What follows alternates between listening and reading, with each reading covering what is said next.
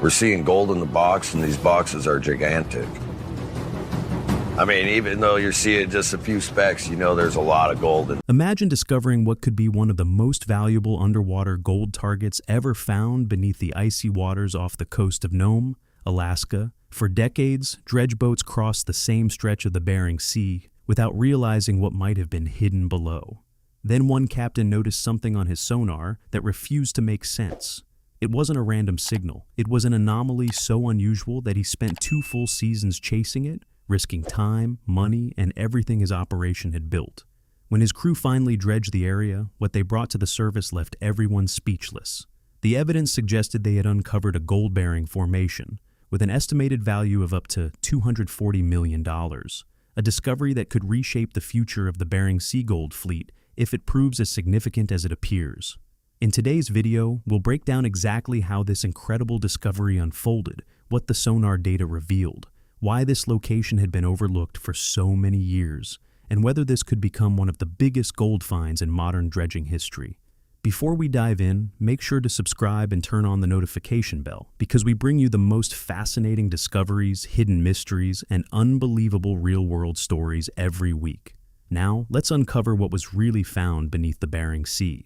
Every major gold rush has one defining moment. The moment when someone stops following the crowd and starts seeing an opportunity everyone else has missed. For most captains in the Bering Sea fleet, the yearly plan rarely changes. They return to the same productive locations, hoping those familiar patches will deliver another profitable season. It's a sensible approach, and for decades it has kept dredging operations alive. But there's one problem with relying on old ground. Eventually, those deposits become harder to mine, and every ounce of gold demands more time, more fuel, and more effort than it once did. Shawn Pomrenke has never been the kind of captain who settles for good enough. Aboard the Christine Rose, he's built a reputation for taking on bigger challenges, diving deeper, and pushing his equipment further than most crews are willing to attempt. Yet even his operation was beginning to experience the same reality everyone else faced. Areas that had once produced impressive returns were slowly becoming less rewarding. Most operators respond by accepting smaller profits or taking reckless chances on random locations. Shawn chose a different path. He was willing to take a risk, but only after gathering enough evidence to make that risk worthwhile. That's where this story truly begins. Long before anyone else suspected something unusual, Shawn was quietly studying a section of seabed that had been largely forgotten. His crew already held rights to work the area, but it had earned a poor reputation years earlier. Other dredges had passed over it countless times. Some had even tested it decades before and walked away empty-handed. Once a location gains that kind of reputation, very few miners ever return. Shawn did. For nearly 2 seasons, he kept revisiting the same stretch of ocean floor without drawing attention. Instead of relying on luck, he methodically surveyed the area with sonar, scanning it again and again from different directions. Every new pass was compared with historical geological surveys and older mapping records. He wasn't searching for one lucky signal. He was assembling a complete picture of what lay beneath the seafloor, one piece at a time. Eventually, a clear pattern emerged. The data suggested the presence of a deep channel carved into the bedrock beneath the seabed. Geologists recognize features like this as ancient river channels. Although the area now lies beneath the Bering Sea, thousands of years ago, before sea levels rose, it would have been dry land with rivers flowing across it. Those ancient rivers are exactly where gold can accumulate. Because gold is much heavier than sand, gravel, or silt, flowing water carries lighter material farther downstream, while the heavier gold settles wherever the current begins to lose strength. River bends, narrow passages, and sudden changes in flow often become natural collection points. Over thousands of years, repeated flooding can stack layer upon layer of gold in exactly the same location. That was the possibility Shawn's sonar was revealing. One section of the buried channel narrowed tightly between 2 harder rock formations, before widening again. To a geologist, that's an especially interesting feature because it's the type of location where an ancient current would have slowed abruptly, allowing heavy minerals like gold to settle rapidly onto the bedrock. When the sonar crossed that point, it detected an unusually dense target, far stronger than anything seen during the initial surveys. The first interpretation of the data, supported by a limited number of test dives, suggested the area could contain a deposit valued at roughly $150 million. Even if that estimate proved accurate, it would represent one of the most significant discoveries in the fleet's history. But Shawn wasn't satisfied with the preliminary numbers. Rather than assuming the first survey told the whole story, he commissioned a much more detailed underwater mapping program. The expanded survey traced the buried channel farther than anyone had examined before, measuring both its width and the depth of the material filling it. The new results dramatically changed the picture. Instead of identifying a single isolated target, the mapping indicated that the same gold-bearing formation appeared to continue well beyond the original survey area. Based on those expanded estimates, the potential value increased to approximately $240 million. It wasn't simply a small adjustment. The additional mapping suggested there could be a much larger continuation of the deposit than the early surveys had revealed, extending into areas that previous crews had never fully investigated. Of course, discovering a promising target is only the beginning. Actually recovering material from that depth presented an entirely different challenge. The suspected deposit lay deeper than the water the Christine Rose normally worked most efficiently. Greater depths meant longer dives, increased stress on pumps and compressors, slower production, and far more demanding conditions for every diver involved. There was another obstacle as well. A thick layer of overlying sediment covered the area, meaning enormous amounts of ordinary material would have to be removed before reaching the pay layer beneath. Every extra hour spent clearing that overburden added to fuel costs, equipment wear, and crew fatigue. Despite those obstacles, Shawn committed to the project. He upgraded portions of the dredging system, expanded compressor capacity to support longer dive rotations, and reorganized the crew's work schedule to handle the physical demands of operating in deeper water for extended periods. Each of those decisions required a substantial financial commitment. At that stage, the project was still based primarily on promising sonar data, geological interpretation, and careful planning. The evidence was encouraging, but until the dredge finally reached the target layer, no one could know for certain what actually waited beneath the floor of the Bering Sea. At that stage, the discovery still wasn't producing gold. It was a promising target backed by compelling sonar data, but nothing had been physically proven yet, and that's what made the decision so risky. The biggest gamble wasn't the moment gold finally appeared. It was the moment Shawn Pomrenke looked at a series of sonar readings and chose to dedicate an entire season to chasing them. Many operators would have backed away right there. Shawn didn't. Then the Bering Sea reminded everyone why it's one of the toughest places on Earth to work. Powerful storms shut down operations for days at a time, stealing valuable time from an already short mining season. Those unexpected delays came exactly when the crew could least afford them. At the same time, the deeper dives placed far more stress on the Christine Rose than normal, eventually leading to mechanical problems that forced the vessel out of service for repairs at the worst possible moment. And above all of those challenges was the deadline no captain can escape. Every season eventually comes to an end when the sea ice begins moving back in. Once that happens, the opportunity is over, no matter how promising the ground might be. By roughly the final third of the season, the situation had shifted dramatically. Nobody on board doubted that the target beneath them was real anymore. The sonar data had become too convincing to ignore. The only question left was whether the crew could actually reach the gold-bearing layer before winter shut everything down. Everyone felt the pressure. Rather than hiding the reality, Shawn gathered the crew and explained exactly where they stood. He laid out the remaining schedule, the shrinking window of opportunity, and the difficult choice ahead. If they wanted to reach the target in time, they would have to push harder than they ever had before. The pace immediately changed. Dive rotations became longer. Compressors worked almost non-stop to support extended underwater operations. Every unnecessary delay was eliminated, and the entire crew focused on a single objective, reaching the pay layer before the season ended. It wasn't a pace anyone could maintain forever.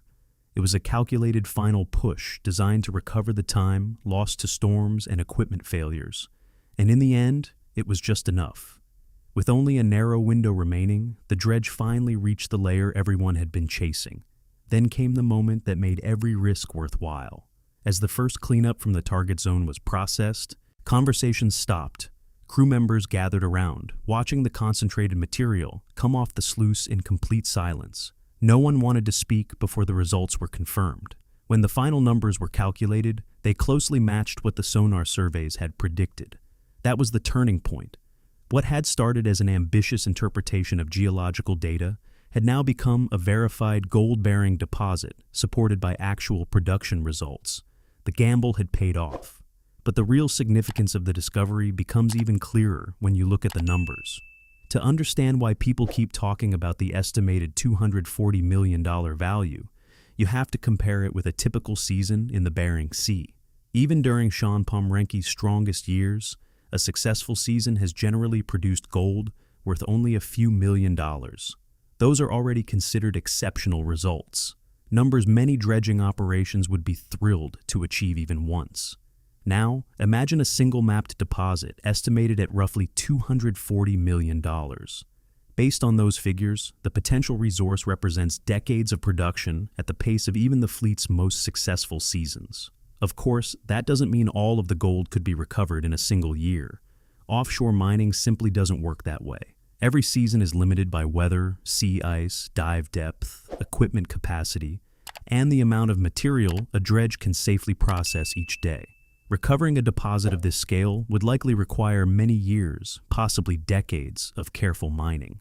But that's exactly what makes such a discovery so valuable. Instead of searching for the next productive location every season, the Christine Rose now has a well-defined target that can be developed over time. There's another important factor as well. Gold prices continue to play a major role in the economics of offshore mining. Whenever the market price increases, the estimated value of an existing deposit rises along with it. For an operation working a known gold-bearing area, stronger gold prices can dramatically improve long-term returns. If the deposit continues performing as expected, it could provide Shawn and the Christine Rose with something few operations ever achieve in the Bering Sea: a reliable, long-term mining target capable of supporting the operation for many seasons to come. The real impact of a discovery like this goes far beyond one successful season. Instead of spending every year searching for the next promising location, this kind of deposit could provide a long-term mining target that may remain productive for many years, perhaps even decades, depending on how it ultimately performs. That alone changes the way people think about competition in the Bering Sea. The other captains are experienced, determined, and willing to push both their crews and their equipment to the limit. But many operations still rely heavily on historical production, returning to areas that have yielded gold in the past, and hoping those patterns continue. Shawn Pomrenke approached the challenge differently. Rather than simply dredging harder than everyone else, he focused on understanding what was actually beneath the seafloor before committing valuable time and resources. He treated the ocean floor much like a geologist studies a mining claim on land, carefully surveying it, analyzing the data, and building confidence in the target before making a major investment. That approach raises an even bigger question. If a potentially valuable gold-bearing formation could remain unnoticed beneath a section of seabed that many people had long considered unremarkable, what else might still be waiting along Alaska's coastline? The technology available today is far more advanced than what earlier generations of miners had access to. Modern sonar systems, high-resolution seabed mapping, and improved geological analysis can identify underwater features that older equipment simply couldn't resolve. Because of that, this discovery may represent more than a single success story. It could signal a new way of exploring the Bering Sea, one that relies less on tradition and more on detailed mapping and scientific interpretation. Perhaps the greatest lesson isn't about having the biggest dredge or working the longest hours. It may be about looking at familiar ground with better tools and a completely different mindset. If future exploration confirms similar opportunities elsewhere, this discovery could mark the beginning of a new chapter in offshore gold mining. And that's what makes this story so fascinating. If you enjoyed this breakdown, don't forget to hit the like button. It really helps the channel grow and allows us to bring you more incredible stories from the worlds of exploration, science, and hidden discoveries. Be sure to subscribe and turn on notifications so you never miss our next deep dive. And now, it's your turn. Do you think there are still undiscovered gold deposits hidden beneath the Bering Sea, waiting for someone to find them? Let us know your thoughts in the comments below. The possibility of discoveries like this is exactly why offshore mining continues to attract explorers willing to take enormous risks. Unlike a mine on land, where geologists can walk across the surface, collect rock samples, and drill exploration holes with relative ease, the Bering Sea hides everything beneath cold, shifting water. Every survey, every dive, and every decision requires expensive equipment, experienced crews, and weeks of preparation before a single ounce of material is recovered. Even then, the ocean rarely gives up its secrets easily. Storms can erase carefully planned schedules overnight. Strong currents can reduce visibility to almost nothing. Equipment that performs perfectly one day can suffer major failures the next, simply because of the harsh underwater conditions. Every operating hour costs money, and every unexpected delay increases the pressure to produce results before the short Arctic season comes to an end. That is why careful planning has become just as valuable as powerful machinery. Modern exploration is no longer based entirely on instinct or experience.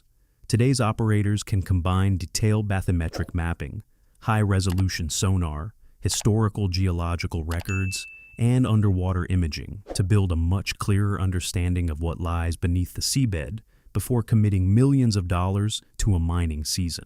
While no technology can guarantee success, it can significantly reduce uncertainty and help crews make smarter decisions. If this approach becomes more common, it could gradually change the way offshore gold mining is carried out.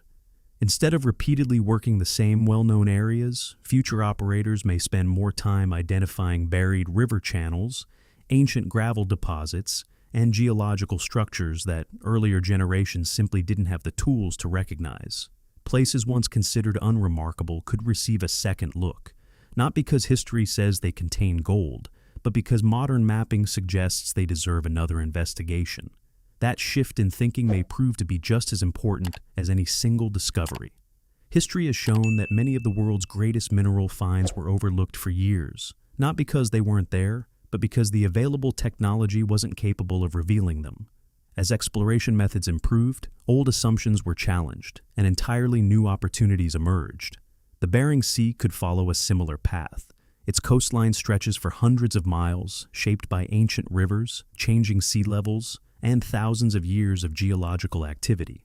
Every one of those processes had the potential to concentrate heavy minerals in specific locations beneath today's ocean floor. Whether those locations contain economically recoverable gold can only be determined through careful exploration and testing, but the possibility continues to inspire both miners and geologists.